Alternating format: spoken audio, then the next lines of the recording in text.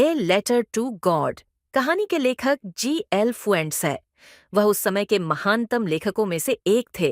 वे एक मैक्सिकन कवि, उपन्यासकार और पत्रकार भी थे। कहानी ईश्वर में निर्विवाद विश्वास होने के विचार के इर्द गिर्द घूमती है।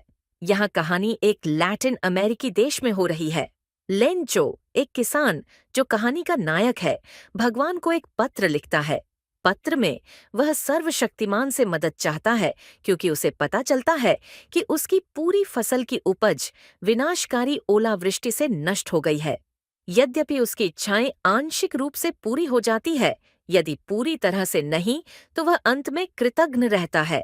इसके अलावा वह पोस्टमास्टर्स की ईमानदारी और विनम्रता पर सवाल उठाता है। हालांकि ये एकमात्र प्राणी थे जिन्होंने वास्तव में भगवान के नाम पर पैसे गुमनाम में मदद की। हालांकि उनके दुख के लिए एक ओलावृष्टि आई और उनकी फसल को पूरी तरह नष्ट कर दिया। लेंचो बहुत दुखी था।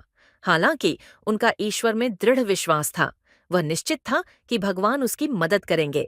साथ ही वह एक बहुत ही सीधा साधा आदमी था।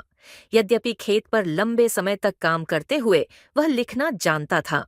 इस प्रकार उसने भगवान को एक पत्र लिखा।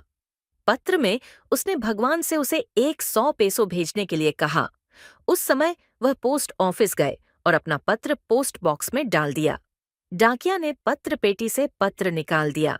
इस पर उन्होंने संबोधन पढ़ा और खूब हंसे। इसके अलावा वह पोस्टमास्टर के पास गया और उसे उस अजीब पत्र का प्रदर्शन किया। इसके अलावा पोस्टमास्टर भी उसी तरह से हंसे जब उन्होंने भगवान का पता देखा।